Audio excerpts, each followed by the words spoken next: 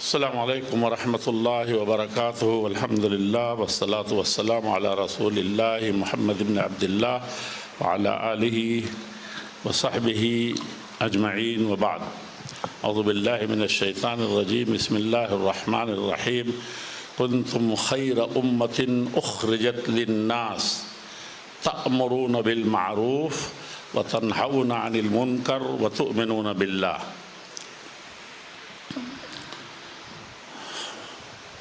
محترم صدر اجلاس، دیگر معزز علماء کرام و خطباء اعظام اور میرے عزیزوں، بزرگوں، ساتھیوں، بھائیوں، ملت کی ماؤں اور بہنوں اور عزیزوں، میڈیا اور دیگر متعلقین، کانفرنس یا جو اصلاح سماج اور ملک و ملت کی بے خواہی چاہتے ہیں، وہ تمام حضرات برادران وطن اور میری جمعیت اور جماعت کے خاص طور پر جمعیت اہل حدیث سے متعلق ممبران ہوں یا ذمہ داران، ذیلی جمعیتیں ہوں یا مرکزی جمعیت کے ممبران ہوں یا صوبائی اور ضلعی، شہری اور مقامی، آپ حضرات سے میں چند منٹوں میں کیا کہوں۔ ایک پٹنہ شہر ہے اور اس کو بھی کسی نے کبھی کہا تھا کہ وہ بھی عالم میں روزگار تھا، بڑی اس کی سنسکرتی اور قدیم تہذیب و تاریخ ہے، اور اہل حدیث کی حیثیت سے تو عظیم ترین ہے، اور بڑی بڑی خدمات جو انجام پائی تھی وہیں سے پائی تھی، اور دنیا میں ہر طرف سے خلافت اور امارت کا خاتمہ ہو چکا تھا، اور ہندوستان پر خود انگریز غاصب تھا، اور کہیں بھی کسی ملک میں کسی طرح کی کوئی زعامت و سیادت و قیادت و امارت نہیں تھی، تو صادقان صادق پور کی امارت ساری دنیا کے لیے امید بنی ہوئی تھی، عرب ہوں، عجم ہو، متحدہ اور اکھنڈ بھارت ہو یا ہندوستان ہو، جاؤ اور سماترا بھی اس وقت اسی میں تھے، اور افغان و توران بھی سب اسی میں آتا تھا، اور اس کے مجاہدین ان تمام خطوں، پہاڑوں سے لے کر کے اور ترائی تک پھیلے ہوئے تھے۔ تو اسی شہر کے بڑے واقعات ہیں، اور اسی کے بارے میں پنڈت جواہر لال نہرو نے کہا تھا کہ اگر سارے ہندوستان کی ساری قربانیوں کو، ایک جملے میں کہتا ہوں، علماء زیادہ ہیں، وَلَوْ وَضَعْنَا تَضْحِيَّاتِ أَهْلِ الْهِنْدِ كُلِّهِمْ فِي كِفَّةِ مِيزَانٍ وَتَضْحِيَّاتِ أَهْلِ صَادِقِ فُور فِي كِفَّةِ مِيزَانٍ أُخْرَى لَرَجَحَتْ كِفَّةُ أَهْلِ صَادِقِ فُور۔ یعنی میاں ندوی کے قریب قریب الفاظ ہیں جو انہوں نے اپنی کتاب میں اہل حدیث سے متعلق، بلا اہل حدیث کا نام بھی اتنا ہی لکھا ہے، ربانیہ لا رہبانیہ میں۔ اسی کے ایک گلے سرسبز تھے مولانا عبدالسمیع جعفری رحمۃ اللہ علیہ، اور یہ جو جملہ کہا کہ سارے ہندوستانیوں کے قربانی ترازو کے ایک پلڑے میں، اور صرف صادق پور کے لوگوں اہل حدیثوں قربانی دوسرے پلڑے میں، تو بھاری پڑ جائے گی۔ انہی کے ابا مولانا عبدالخبیر صاحب سے کہا تھا جب تازہ وہ سرحد سے واپس آئے تھے افغانستان سے، اور وہ مجاہدین کے بہت بڑے سرخیل تھے اور آخری مجاہد تھے اگر علامہ فضل الہی کو وہاں سے ہٹا دیا جائے۔ ہم جو بات کہہ رہے ہیں کہ چند منٹوں میں، تو ان کو 7 منٹ وقت ملا تھا، اور بہت عظیم الشان کانفرنس تھی۔ مولانا کو 7 منٹ وقت ملا تو انہوں نے فرمایا، یہ اور سے سننے کی نہیں جی، تو مولانا کھڑے ہوئے تو انہوں نے کہا کہ 7 میں سے 4 آپ کے حوالے کر دیتے ہیں، اور 3 منٹ میں کوشش کروں گا کہ بات کہہ لوں۔ انہوں نے کہا کہ یہی اسلامیہ ہال ہے اور اس کا گراؤنڈ ہے، اور اسی کے سامنے یہ چوڑی سی سڑک چلی جا رہی ہے، اور اسی سڑک پر میں تھا اور میرے بھائی مولانا عبدالغنی جو نابینا تھے، دونوں ہم رکشے پر بیٹھے ہوئے تھے، تو 1.5 گھنٹہ لگ گیا یہ آدھا کلومیٹر طے کرنے میں۔ تو انہوں نے کہا کہ یہ لگ رہا ہے، جب اگتا گئے تو کہا کہ کسی کافر نہیں، بڑے کفرہ کی شادی لگ رہی ہے۔ سمجھا کہ نہیں سمجھا؟ معذرت کے ساتھ اب تمام حضرات کے زیادہ اس میں علماء ہیں اس لیے کہہ دے رہا ہوں، نہیں تو عام ایسے اجلاس ہوتا تو نہیں کہتا۔ تو آپ لوگ جانتے ہیں، مولانا آج کہہ رہے ہیں یعنی اسٹیج پر کہ آپ لوگ جانتے ہیں کہ کیا ہے وہ کہ وہ کون سے کفرہ لوگ شادی۔ آج جو صدر صاحب سے معذرت کے ساتھ، یہ ہمارے بزرگ ہیں، میں ہر قدم پر ان کی بڑی عزت کرتا ہوں، لیکن اس دن انہوں نے کہا کہ اس کفرہ کی شادی کی قیادت کر رہے تھے حضرت، اور اصلاح معاشرہ کی سجی مشان کانفرنس کی بھی صدارت کر رہے ہیں، نکاح بھی انہوں نے پڑھایا تھا۔ تو بہت زیادہ ادھر کے لیے تو نہیں کہوں گا، لیکن ادھر کے لیے کہتا ہوں۔ آج ادھر اور ادھر سب برابر ہیں، سب علماء کے لیے مجلس ہے یہ۔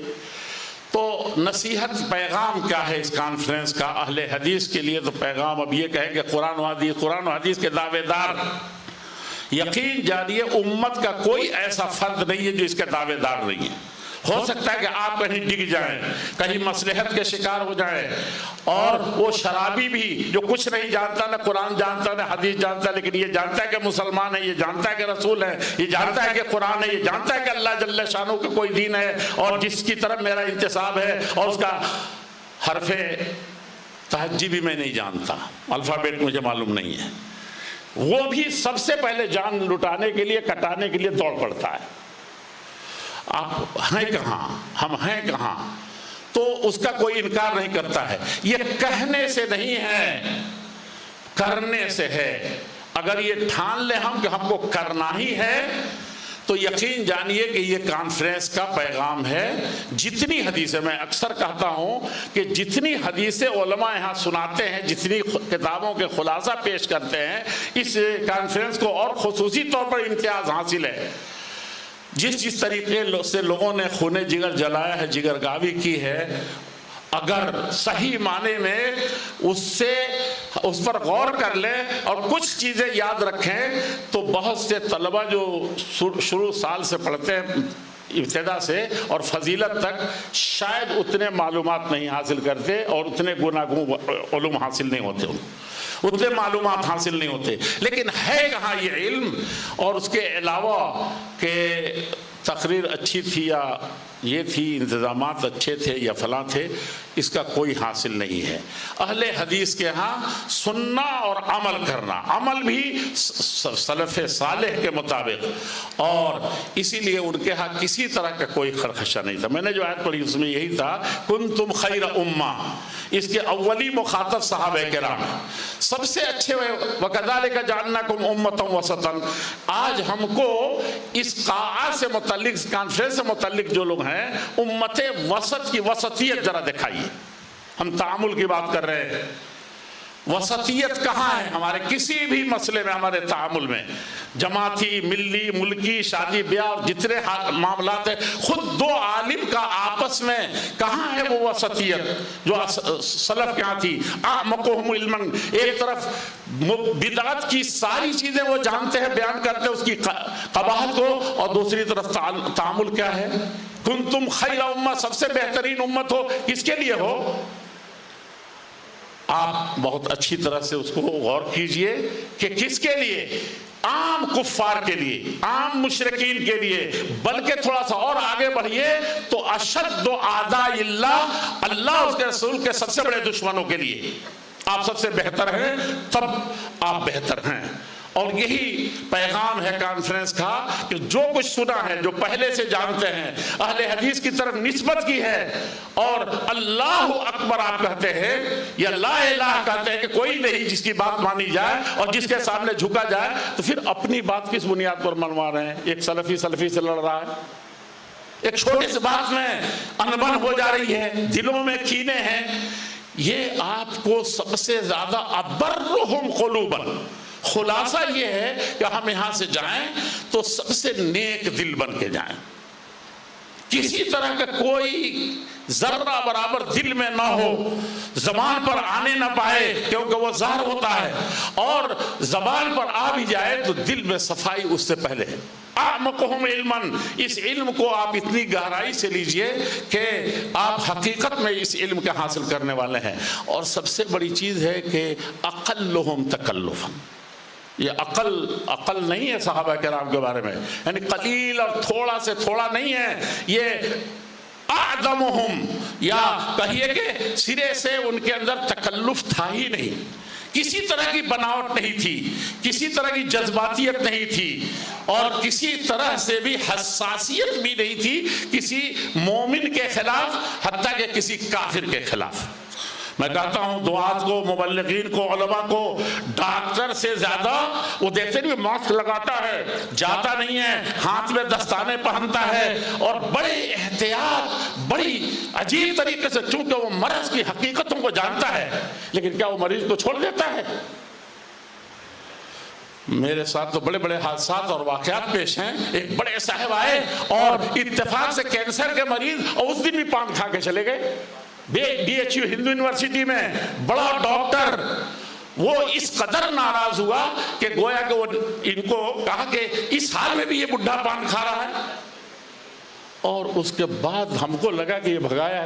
ڈاکٹر ہاتھ علاج نہیں کرے گا۔ مولانا میں نے جب علاج کی بات آئی، جب بیٹھا تو میں نے دیکھا کہ اس سے زیادہ مشفق کوئی باپ بھی نہیں ہوگا۔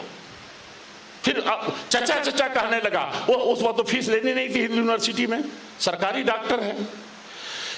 یہ کیا چیز ہے ڈاکٹر بھائی؟ اس کو مرض سے دشمنی ہے، اس کو اس مرض سے دشمنی نہیں ہے، اس عورت سے دشمنی نہیں ہے۔ اور ہمارے نبی نے یہی طائف کے میدان میں بھی یہی کیا تھا، اور حدیبیہ میں بھی یہی چیز کی تھی۔ اب تفصیلات کے ساتھ، ورنہ مولانا کہہ رہے تھے تو انہوں نے کہہ دیا، سر صاحب انہوں نے کہا کہ بھائی حنفیہ قرآن کے مقابلے میں حدیث زیادہ سمجھتے ہیں، یعنی تفصیلات کا تو موقع رہتا نہیں ہے، یعنی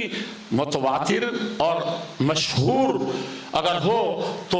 اس کو کہتے ہیں کہ زیادتی نہیں ہوئی، اس سے تو قرآن کی تفسیر کی جائے گی، تحدید بھی اور اطلاق کو مقید بھی کیا جائے گا، لیکن احاد کے ذریعے سے نہیں کیا جائے گا جو احاد کی تقسیم انہوں نے کی ہے۔ تو اسی طریقے سے میں ان تفصیلات کو نہیں بیان کر رہا ہوں، اور یہی چیز اللہ کے پیارے نبی صلی اللہ علیہ وسلم کے زندگی کے ہر معاملے میں تھا۔ میں آپ سے یہ عرض کروں کہ موجودہ حالات کی روشنی میں یہ کہنے کی ضرورت نہیں ہے کہ کون کہاں سے چل رہا ہے، اور مجھے یہ تھا، مجھے جو عنوان کی طرف اشارہ تھا اس سے یہی تھا کہ موجودہ حالات پر گفتگو، یہ مجھے کہا گیا تھا۔ تو موجودہ حالات میں بہت چوکنا ہو کر کے رہنے کی ضرورت ہے، اور بہت ہوشیاری سے رہنے کی ضرورت ہے، اور یہ جہاں تک معلوم ہے آپ جتنا زیادہ نرم ہوں گے، جتنا زیادہ واقعیت پسند ہوں گے، جتنا زیادہ آپ اللہ سے ڈرنے والے ہوں گے،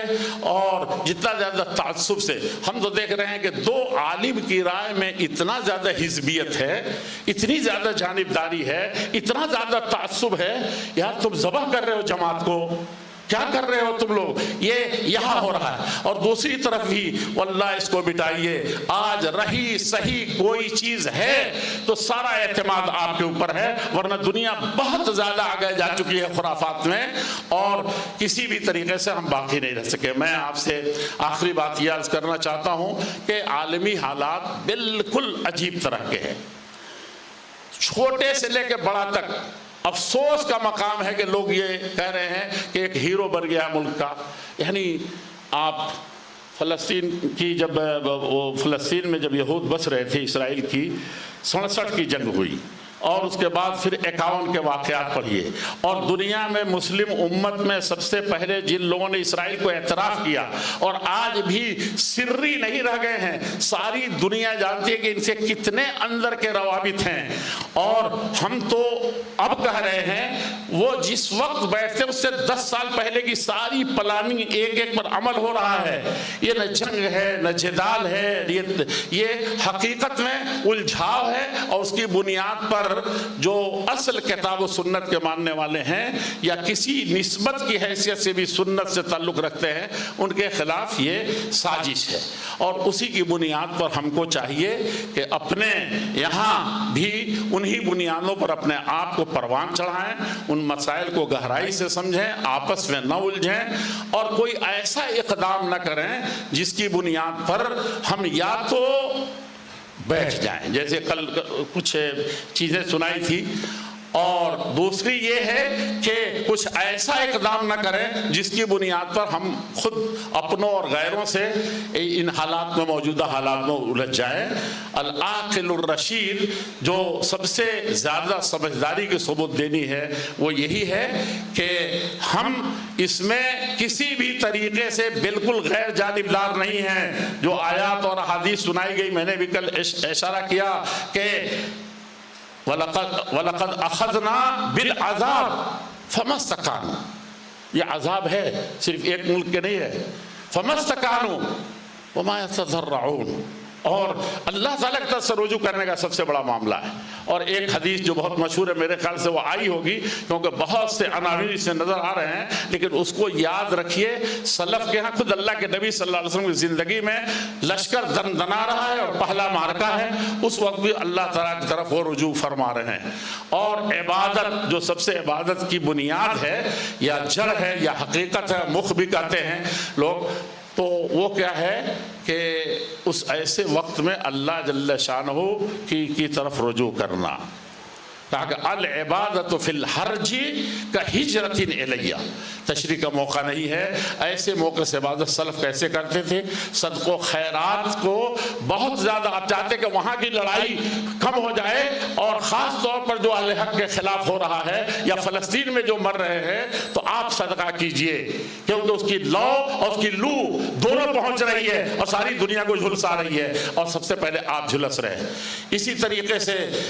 کثرت سے استغفار ہے اللہ جل شانہ کے ہاں، اور وہی سب جتنی چیزیں ہمارے یہاں ہو رہی ہیں، داخل صف میں ہو یا یہ کہ اپنے ملک میں ہو، ان کے لیے سب سے بہتر طریقہ یہی کہ اللہ تعالیٰ کی طرف رجوع کیا جائے، استغفار کیا جائے، اور تعصبات سے بچا جائے کسی بھی مسئلے میں۔ اللہ جل شانہ آپ کو، ہم کو، اور اس کانفرنس کے منعقد کرنے والے میرے بھائیوں کو، خاص طور پر میرے بنگلور کی جمعیت جو حقیقت میں ایک اس کے امیر تو بوڑھے ہیں لیکن ان کو بوڑھا نہیں کہا جا سکتا، پیر جوان مرد ہیں، اور جو جوان ہیں نجم الدین صاحب، اور جو جوان ہیں ہمارے بھائی عبدالسلام صاحب، وہ یقیناً ان کو آپ دیکھیں گے تو لگے گا کہ نہیں کہ وہ ایک مہینہ سے لگے ہوئے ہیں اور آج بھی کس طریقے سے ہیں۔ اور آپ میں سے یہاں جتنے ہمارے کارکن ہیں، رضاکار ہیں، یا یہاں کا کوئی بھی فرد مجھے ایسا نظر نہیں آیا کہ ہر وقت حرکت و نشاط کا جیتا جاگتا تصویر نہ ہو۔ اللہ جل شانہ ان سب کو مزید توفیق عطا فرمائے، اور دنیا و آخرت میں آپ تمام لوگوں کو، ماں اور بہنوں، بھائیوں، سب لوگوں کو اس کا بہترین بدلہ عطا فرمائے۔ والسلام علیکم ورحمۃ اللہ وبرکاتہ۔